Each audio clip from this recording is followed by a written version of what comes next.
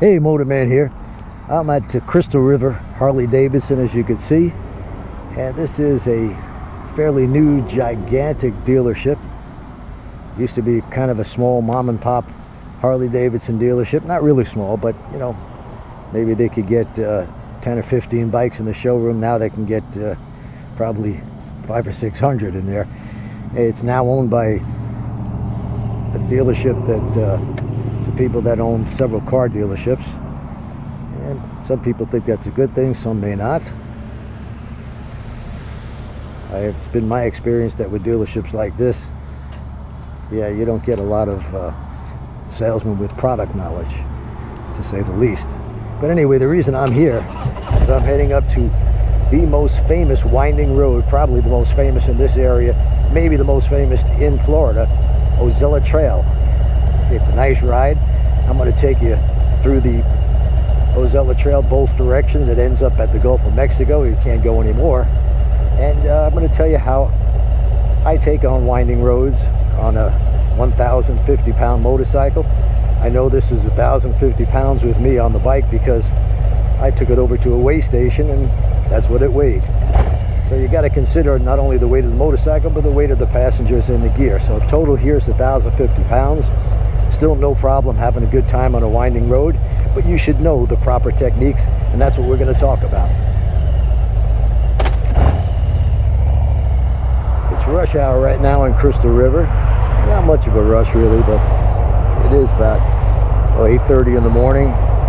Temperature's already up to the high 80s and extremely humid.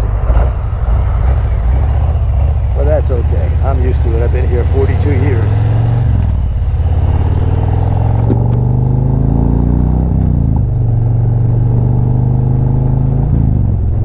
I've also got a new camera and mic set up. I'm hoping this picks up well on the microphone. You don't hear a lot of wind noise. That's the reason I took my wife's Ultra. You get a little less wind noise on the Ultra than you do with Road King.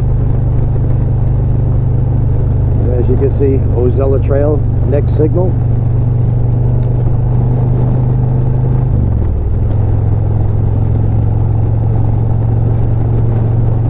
Now you can't compare this road to some of the winding mountain roads you'll find up in Tennessee or North Carolina area, North Georgia. But it's one of the few that we actually have here in Florida. Everything for the most part. In fact, my ride here from my house is about 35 miles, and it's just straight and flat.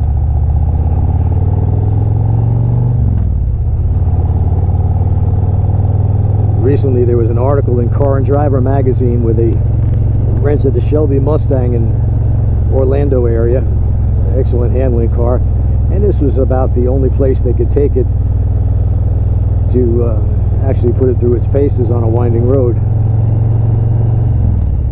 If you got this month's issue of Car and Driver, you'll see a nice overhead shot of this road. Very little traffic. On the weekends get quite a few bikes out here, and of course there's quite a few crashes. Now what I'm doing is heading towards the outside of the curve, towards the inside. That gives me the best view around the curve. Now with this wide angle lens, the curves are going to appear to be not near as severe as they are actually. In fact, there's very few of them that are severe, but they are enough to where every weekend riders come out here and they crash, run right off the road. Doesn't have to be that way if you know the proper techniques and ride within your skill level.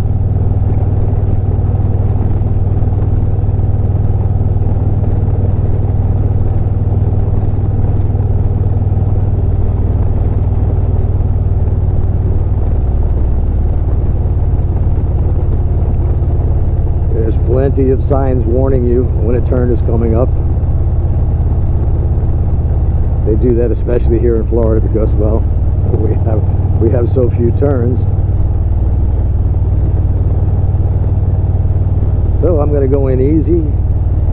I'm going to accelerate out of it.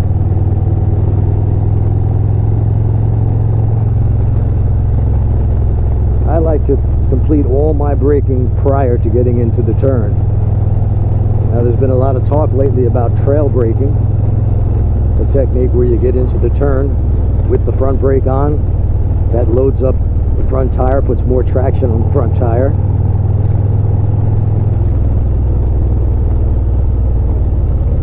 And I did a little bit of that just here. But is it really necessary on a motorcycle like this, a normal ride? Well, that's up to you. I think it really would come in handy on the street when you're coming down a winding mountain road and the engine braking isn't nearly enough. That's where you want to get into the turn, keep that front brake on about halfway through the turn, easily start easing off that brake.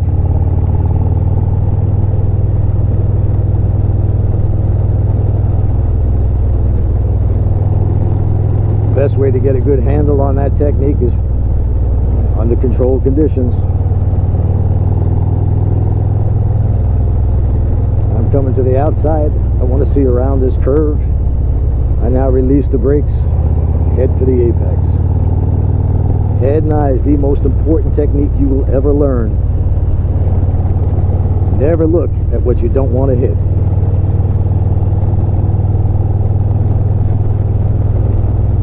The most common motorcycle crash that involves just the rider is called failure to negotiate the curve. Rider gets into a turn, thinks they're going too fast, straightens up the bike, runs right off the curve. A couple of years back, I witnessed that exact incident here on this very road. There was a rider in front of me. I later learned that she had about 30 years of experience, riding experience. And generally what that means for untrained riders is that you've been cruising down the road for 30 years, going straight, making great big wide turns every once in a while, and come into a nice easy stop. You can gain that kind of experience within a year, but it doesn't help you on a sharp curve. Now, this woman was coming around the curve and I was right behind her, probably 4 or 5 motorcycle lengths behind her. She was on a Fat Boy, which doesn't have a great ground clearance, but she was nowhere near her bike's lean limits. And as she came around the curve, it was a decreasing radius curve. She could have easily made it as she simply turned her head and looked towards the end of the curve. Instead, she thought she was leaning too far. She straightened up the motorcycle and ran right off the curve into the water. She had a quick release windshield, luckily, because when the bike got into the water, it stopped dead, got caught in the mud, and she went flying forward like Superman right through the windshield. She wasn't hurt, but yeah, the bike was stuck in the water up to about the top of the seat. It took 8 of us to get that bike out. And then after that, her husband insisted in trying to start the motorcycle, which is the worst thing you could do. And of course, he ran the water throughout the motor, and the bike had to be towed and was eventually totaled. Don't let that happen to you. Learn the simple, easy way to circumvent winding mountain roads. Ride within your limits.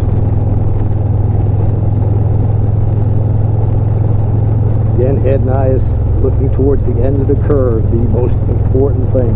A lot of people think by following the white fog line on the side of the road is the safest thing to do, but actually that's going to make your bike lean as far as possible. Instead, we go to the outside, we come to the inside, and we've straightened out that curve a bit.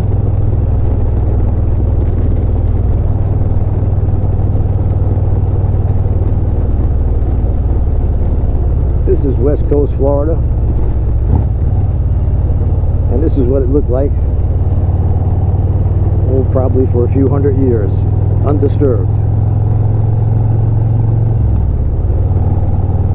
In many places they've dug out canals and put homes on the canals, but this is what it actually looks like. And there's plenty of areas where you could ride just about anywhere off of US Highway 19 on the west coast, and you could head west on any of them and it looks exactly the same. Mangroves, swampy areas. Don't want to ride this at night. Too many critters. Crossing the road at the worst time. I've even seen bobcats in this area. going to go in slow on the brakes, off the brakes, accelerate slightly. I'm not going to push my bike's speed limits on the street. No reason to do that.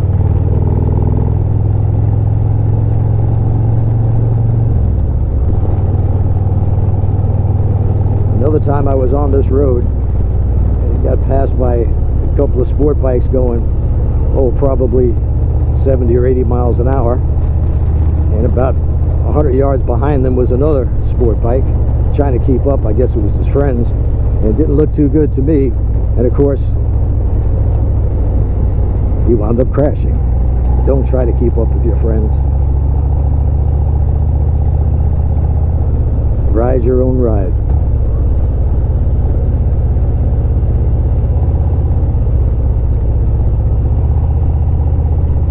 By the way, this is a residential area, so you know, use a little common sense. People that live out here are always complaining to the police about the noise and the speeding, etc. So on the weekends, you'll probably find a lot of cops out here.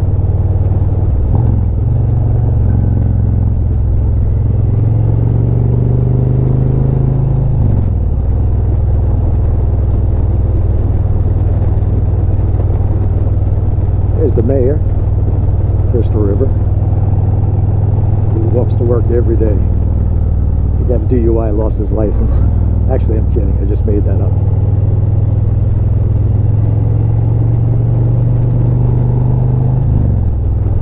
Keep in mind, if you're coming around a blind curve, you need to be able to stop within your sight distance. If you can only see 50 feet ahead, you should be going at a speed that would allow you to stop within that 50 feet.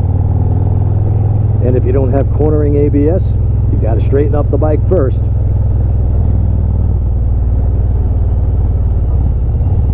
Normal ABS doesn't help you when the bike is leaned over. The bike has to be straight up in order to apply enough pressure for the ABS to help you. Many motorcycles now are coming out with cornering ABS. It's a Bosch system, and Harley does use the Bosch system. That is a wonderful idea. It works beautifully. You could slam down on those brakes with the bike leaned over all the way, and you will not slide out. There's a couple of videos on YouTube showing you that. I think KTM was the first one to come out with cornering ABS. BMW has followed, and several other manufacturers. Harley is promising cornering ABS by the millennium. That's right, by the year 3000. Nah, I'm kidding. I just made that up because, you know, they're a little behind in technology.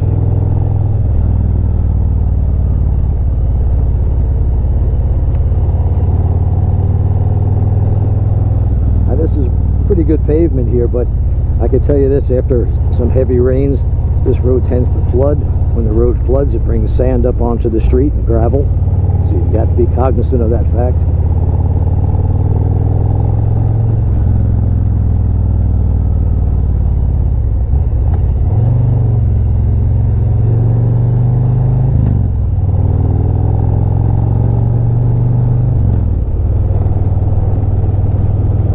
Tell you this too, talking about technique while riding is a little bit difficult.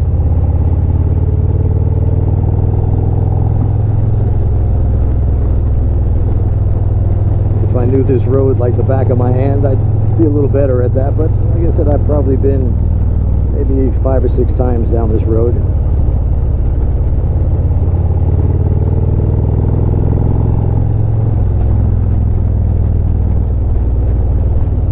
Do my braking before the curve. I'm even going to do a downshift here and then accelerate a bit.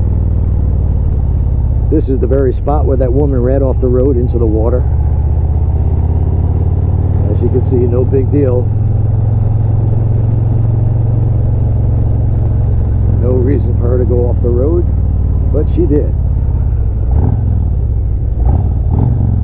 Got some rather stubborn buzzards eating breakfast.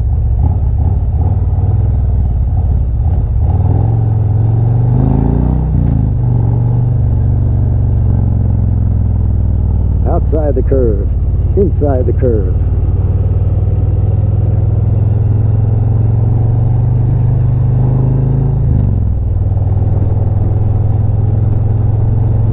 familiar with a particular road, it's probably a good idea to pay attention to those signs. They'll tell you what the road is going to do. Braking, release, accelerate slightly. When you roll on the gas in a turn, you don't necessarily picking up speed because you're riding on a smaller portion of the tire. So just to maintain speed in a curve, roll on the gas slightly. You don't want to roll on and off the gas or on and off the brake while in a turn. That upsets the bike and could, depending on how fast you're going, cause a tank slapper.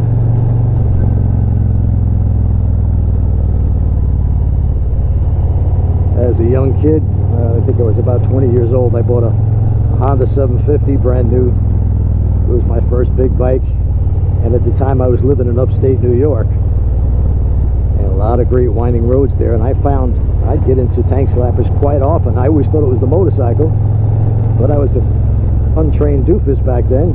Now I know that it wasn't the bike, it was me, because I used to constantly get on and off the brakes and on and off the gas, and that is what will cause that. The smoother the better.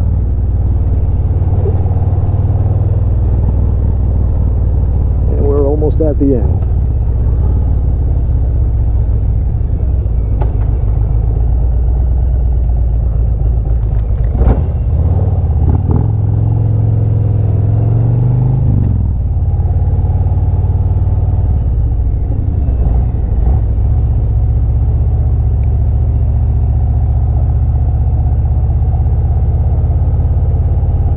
This is it, folks. This is where the road ends.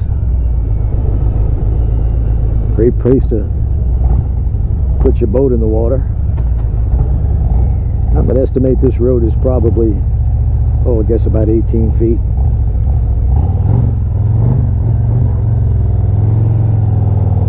Easily makes it because I know technique.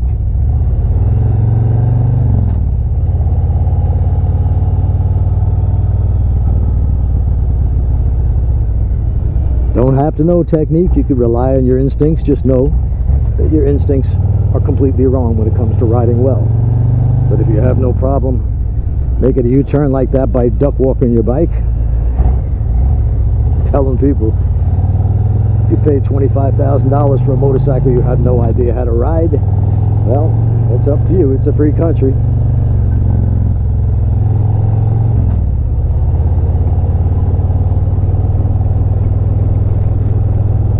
By the way, if you like this video, please hit the subscribe, give me a thumbs up, and click that little bell. That'll tell you every time I come out with a video. You'll be able to see it right away.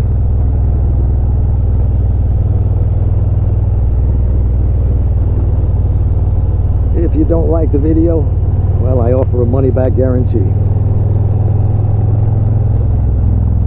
Whatever you pay to watch this on YouTube, if you don't like it, I'll give you every cent back.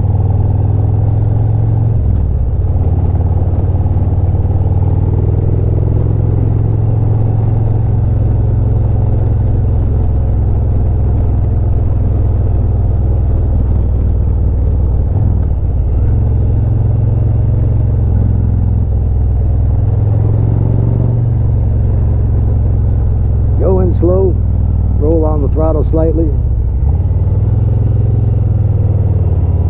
come out the safe way. This is not a video about how to race your sport bike. There's plenty of those, and of course the best place to do that is on a track. There's track days all around the country. Some of them even allow heavyweight cruisers.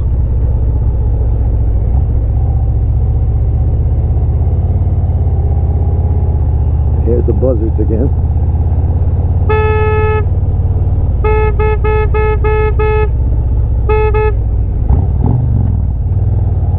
And they were almost finished with their breakfast, I could see.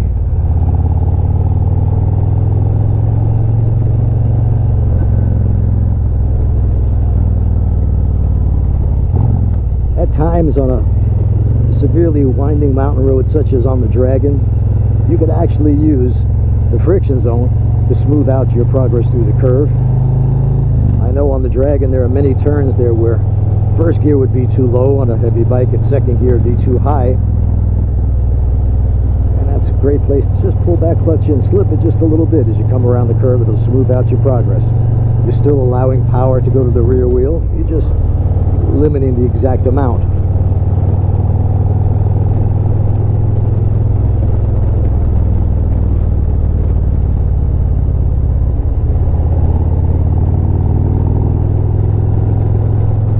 Keep in mind also, if you're riding with a passenger, that extra weight on the motorcycle, the techniques will remain the same, but you've got less ground clearance, so there's more of a chance of bottoming out or scraping the pegs. If you're not familiar with scraping the pegs of the floorboards, and the first time that happens is on a road like this, chances are you'll straighten up the motorcycle and run right off the curve. That's why I recommend finding your bike's lean limits at low speeds under controlled conditions, such as a parking lot where I teach my class, where the worst that could happen when you straighten up the bike is you run into a cone. Not going to hurt anything.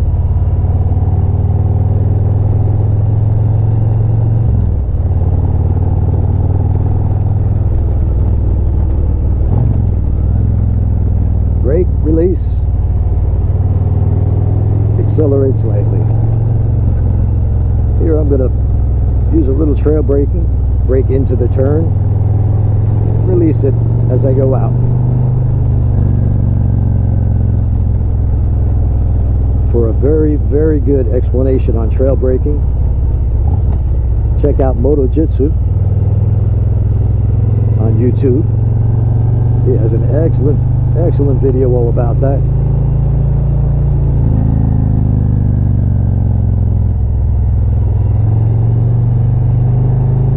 Complete with diagrams and demonstrations.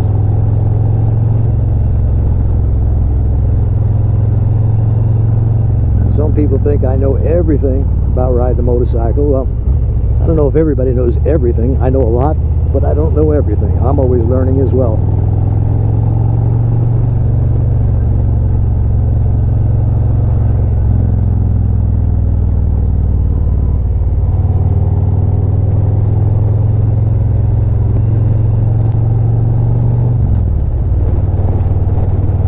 I do have a video, by the way, both Ride Like a Pro and the Tail of the Dragon, where we go over this quite extensively.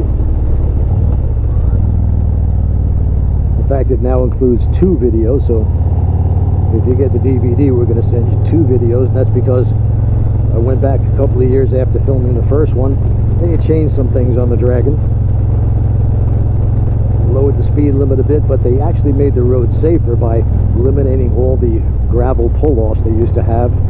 They've paved all those now, so there's much less gravel on the Dragon.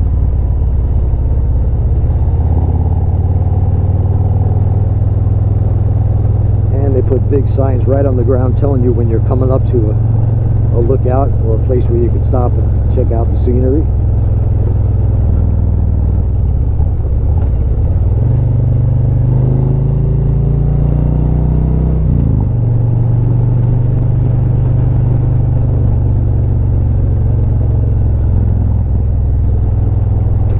Video is $15 mailed to your door.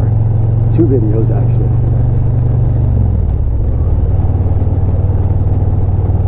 We also have a video called Surviving the Mean Streets. In that video, we take you out on the road and we show you why we did particular exercises, how they relate to real world situations. And we also have in that video, my wife was riding up on the Dragon with some friends of hers, right dead in front of her. A woman ran off the road, followed by a guy who ran right off the road because he was watching her. Luckily, she fell off the bike because he rode right over her seat. Had she been sitting on the bike, it would have been terrible. There were some minor injuries there, but that's called the herd mentality, where you just follow the rider in front. In fact, there's a lot of videos on YouTube about that, where somebody runs off the road and the rider behind them for no apparent reason follows them right off the road. The ones on YouTube are almost always Harley riders, but it happens with all kinds of motorcycles. Proper use of your head and eyes is important. If the bike's got two wheels, that technique works.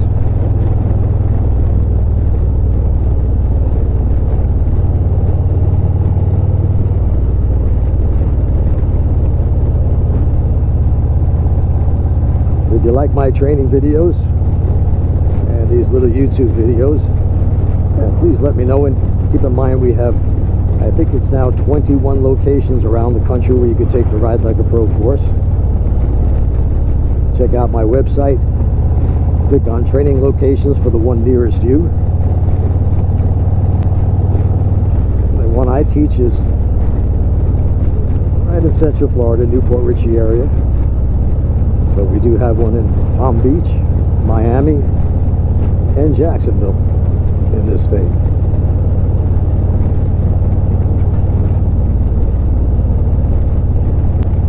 And also I want to let you know that we now have the Ride Like a Pro video, the 2-hour video, along with Surviving the Mean Streets video on USB thumb drive for $34.90. Less than it costs you for a set of chrome hand grips, and I guarantee you those chrome hand grips aren't going to help you one bit on a winding road or when that car pulls out in front of you. I'm going to slow way down, let this guy get ahead of me.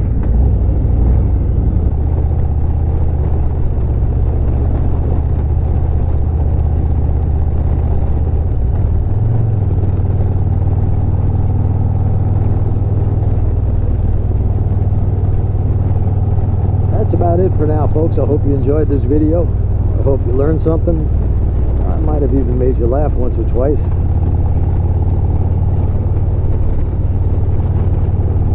I'm heading out for US 19 and heading back home. About a 40-mile ride, dead straight road. Very little traffic, as flat as could be. Ride safe. Here comes my perfect husband who never makes a mistake.